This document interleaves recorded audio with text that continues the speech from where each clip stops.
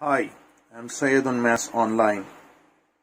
Today we'll be dealing with the topic on finding out the particular integral. Method of finding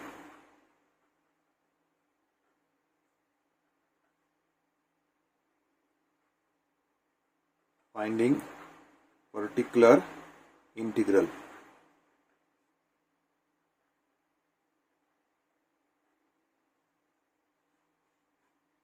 So when to find out the particular integral? So you can find out the particular integral whenever the given equation is a non-homogeneous differential equation. For example, suppose if I take the second order differential equation of the form, say d square plus a1 times of d plus a2 times of y is equals to 5 of x. So here this 5 of x should not be equals to 0. So in that case the given equation becomes a non-homogeneous differential equation. If it is a non-homogeneous differential equation, in that case the solution of the non-homogeneous differential equation will be y is equals to the complementary function plus the particular integral. So in short, I am writing the particular integral to be pi. So in my previous videos I have already discussed about how to find out the complementary functions. So you can just watch my previous videos on complementary function. And in this video we'll try to see how to find out the particular integral. So to find out the particular integral, the given equation d square plus a1d plus a2, which is in the form of the differential operator, can be written as f of d times of y is equals to 5 of x. Particular integral of this non-homogeneous differential equation can be written as 1 by f of d.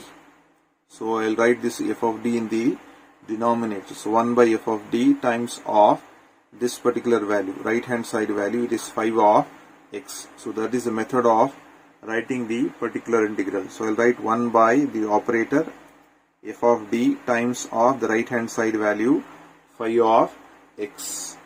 So since the this operator d comes in the denominator, we'll come across what is called as the inverse differential operator. So how to evaluate the inverse differential operator? Usually when you write d value, so d value will always represent d by dx. So d will represent d by dx. But when I write it in the reciprocal form 1 by d, so this 1 by d represents the inverse differential operator. So this is called as the inverse differential operator. Inverse differential operator. And how does this inverse differential operator this differential operator represents integration. So 1 by d represents integration. So d represents differentiation, d by dx, whereas 1 by d represents integration. Let us take few examples of this inverse differential operator. So if I say 1 by d times of x, so what does this indicate? 1 by d times of x. So 1 by d represents integration. It will be integral of x into dx. So if you try to integrate x, so we will be getting integral of x to be x square by 2. So that is what it represents. Let us take one more example. If you have 1 by d times of sine of x, so 1 by d represents integration. So integration of sine of x into dx. Integration of sine of x is minus cos of x. One more example. Suppose if you have 1 by d square times of e power of 2x. 1 by d square represents double integration. If 1 by d represents single integration, then 1 by d square will represent double integration of e power of 2x dx. this will be equals to, so let us try to integrate once. Integration of e power of 2x will be e power of 2x divided by 2 into dx. Let us take this 1 by 2 outside. You will be left out with e power of 2x. I have to integrate e power of 2x. So integral of e power of 2x will be e power of 2x divided by 2. Or further, if I try to simplify this one, it is e power of 2x divided by 2 times of 2 will be equals to 4. So this is how we can find out the value of the inverse differential operator 1 by d square. Similarly, if it is 1 by d cube, in that case we'll be getting triple integration. Let us try to see how to find out the particular integral of the exponential function. So let us take it as type 1 pi particular integral of the form 1 by f of d into e power of ax. So therefore pi will be equals to, so I need to find out the particular integral of this one, 1 by f of d into e power of ax. So whenever you want to find out the particular integral of an exponential function, then you have to replace the value of d by a. So replace the value of d by a. So here you have to just replace the value of this d by a. So pi will be 1 by. So d is being replaced by a, you will be getting f of a into e power of ax. So that will be the particular integral for e power of ax, provided this denominator f of a is not equals to 0. Alright. Suppose if the denominator becomes equals to 0. So if the value of f of a is equals to 0, then what has to be done? So we'll go back to this original equation. So we'll try to differentiate that one. So equation 1 will imply, so we'll write down the particular integral as, so we'll try to differentiate this operator. We'll try to differentiate this operator 1 by f dash of d and also multiply that by x. So two things we are going to do. We'll try to differentiate the operator and multiply by x into this e power of ax.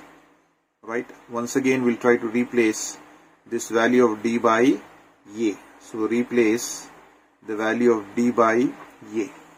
So we will be getting the value as x into 1 by f dash of, so d becomes a into e power of ax. So this will be the particular integral, provided that this denominator is not equals to 0. If it becomes equals to 0, 1 by 0 will become infinity. So the entire solution will become infinity. But we want a finite solution. So therefore we are looking for non-zero term in the denominator. Alright. So suppose if it becomes equals to 0, if this f dash of a becomes equals to 0, what has to be done? So we'll go back to this equation where we have differentiated. Once again we'll try to differentiate this one. So it becomes pi is equals to, so I'll try to differentiate that one. 1 by f dash will become f double dash of d. I'll differentiate and multiply by x again. So x is already there, one more x will become x square into what you'll be getting, e power of ax. Once again we'll try to replace the value of d by a. Replace d by a. So your particular integral will become x square times of 1 by f double dash of a into e power of ax, provided this f double dash is not equals to 0. So suppose once again if it becomes equals to 0, once again you have to differentiate, once again you have to multiply by x. So the next step will become x cube 1 by f triple dash. Once again if you replace d by a, it becomes f triple dash of a. So this process has to be continued till this denominator becomes a non-zero term. Once this denominator becomes a non-zero term, we'll get a finite solution and you can stop this process. So this is the method of finding out the particular integral for e power of ax. So now let us take few examples based on this method. Solve 6 times of d square y by dx square plus 17 times of dy by dx plus 12 times of y is equals to e power of minus of x. We will try to write down this in the form of the operator. This becomes 6 times of d square plus 17 times of d plus 12 times of y is equals to e power of minus of x. Let us write down this. Let us write the auxiliary equation. It is 6m square plus 17m plus 12 is equals to 0. So we'll try to find out the complementary function for this one. So if you use once again your calc, once again go for mode equation 5, you press it, and 3, you write down the coefficients. Coefficient of m square is 6 and press equals to, the next one is 17 and again equals to, the next one is 12, press 12 and then press equals to. So once again you press equals to, you can see the root that you are getting over here is minus 4 by 3 is one of the root. Another root is minus 3 by 2. Therefore the roots are m to be equals to minus 4 by 3 and minus 3 by 2. So these are the two roots.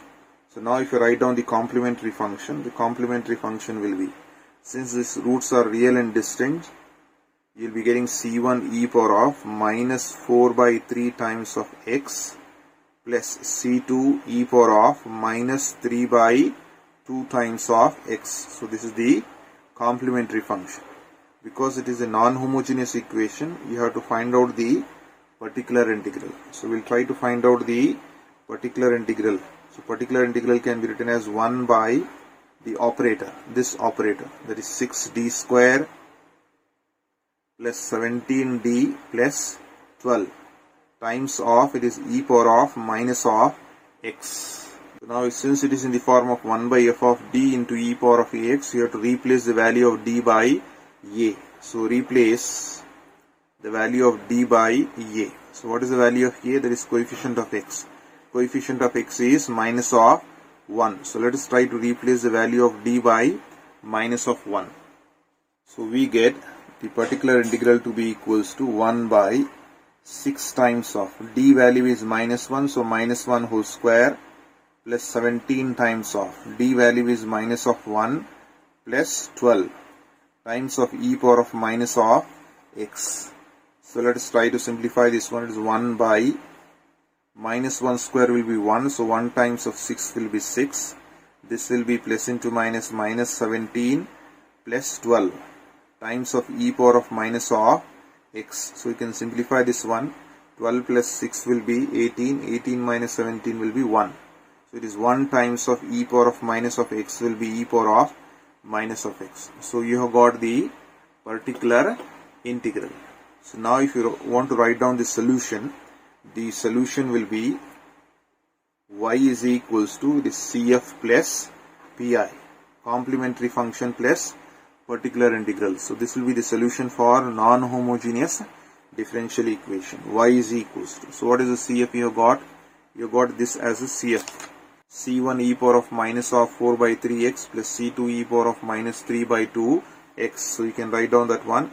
It is c1 e power of minus 4 by 3x plus c2 e power of minus 3 by 2 times of x plus the particular integral that you have got is e power of minus of x. So this will be the required solution.